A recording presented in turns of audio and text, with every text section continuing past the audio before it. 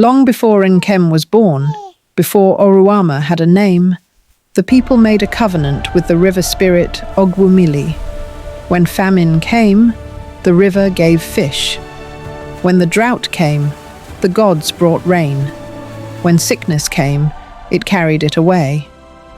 But in return, the people gave what they feared most. Sometimes goats, sometimes crops, sometimes children born under forbidden signs. Those children were left at the river shrine, not as punishment, but as payment. However, over generations, the people grew soft. They stopped making sacrifices to the river gods. But the river did not forget. It began to store the debts of the village. After many years, Nkem was born. She was born in the season when the river first changed direction. Her mother died in childbirth. The elders said the river had touched the child. Nkem grew into a woman who shaped clay like destiny itself, because clay, like time, remembers hands. She married Ease, a man whose bloodline had once been custodians of the river shrine, though the village no longer remembered that part. What they do remember was this: no child stayed in Nkem's womb. Nkem is a barren wife. Nkem womb is caused. She and her husband, Eze, had been married for 12 seasons. 12 seasons of herbs, 12 seasons of prayers, 12 seasons of hope rising and dying. The women of the town had stopped asking when Nkem would carry a baby. They now spoke in careful tones, with pity wrapped in politeness. Eze never blamed her. The villagers said Nkem was fortunate to have a husband like Eze. Her husband, Eze, did not raise his voice. He did not threaten to marry another wife. He did not spit bitterness into her ear when the moon came and went without blood. Instead, he smiled. And that smile was a knife to Nkem, for in Oruama, a compound without children was believed to rot from the inside. Silence was not peace. It was accusation.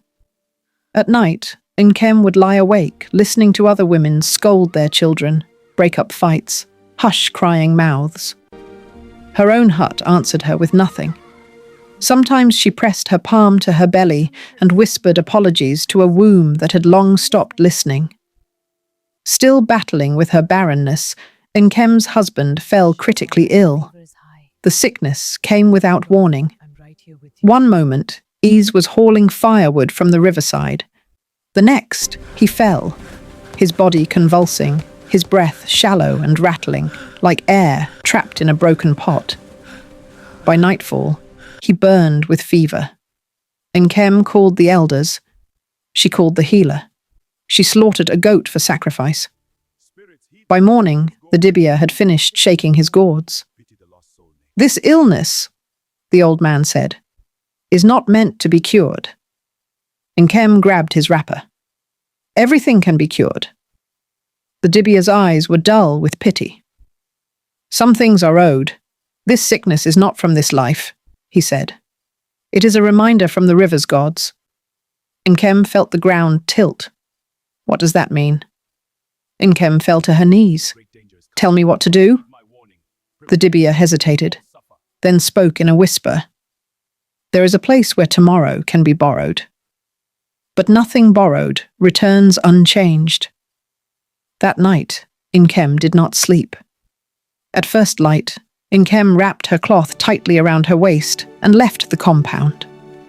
She followed the river upstream, past where fishermen cast their nets, past where the trees grew thick and the air dampened with silence.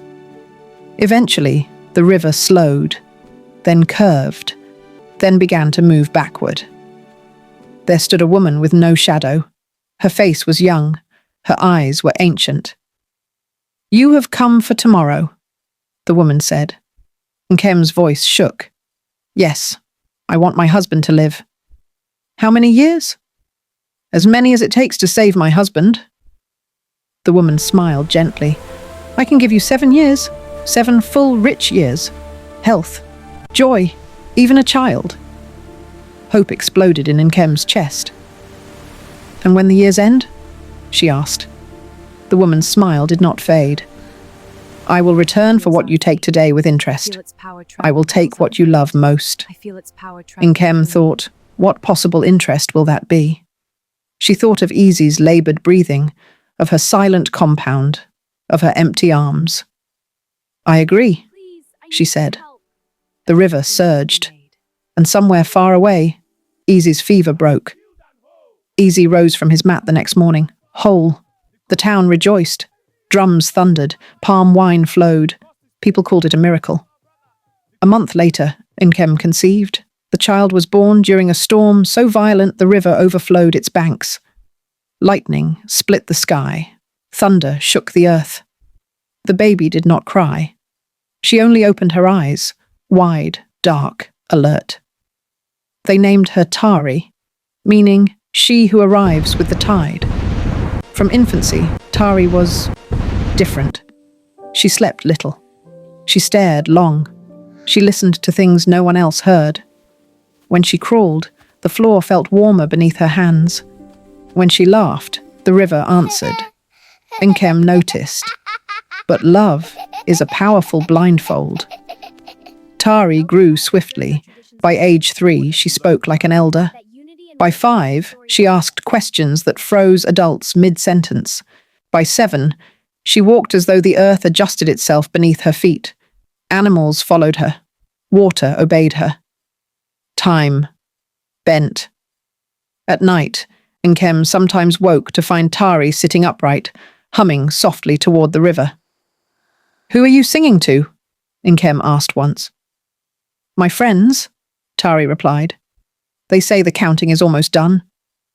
Nkem's blood turned cold. In the 7th year, the river reversed itself again. That night, Tari did not hum.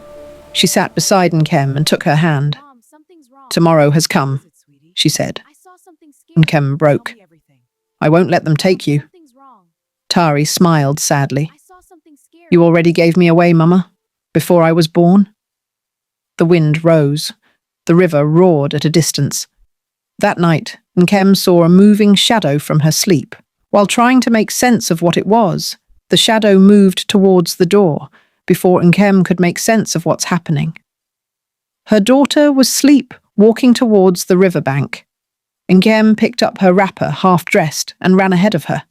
Once at the riverbank, the shadowless woman emerged from the water. The balance must be restored, she said. The child or the mother? Nkem did not hesitate. Take me. Tari screamed for the first time in her life. No, she is mine. But the woman nodded. A willing sacrifice balances the debt. At dawn, the river swallowed Nkem. She did not scream. She did not struggle. She stepped forward, humming the same song Tari used to sing. The water closed. The river flowed forward again. Ever since, Tari is always found alone on the riverbank. Easy lived. The town endured. Life moved on. But Nkem's pottery remained and became an ancient antique. Her final pots, left unfired, never broke. They passed from generation to generation, and when filled with water, they whispered. Not warnings, not regrets, just a gentle hum, counting time.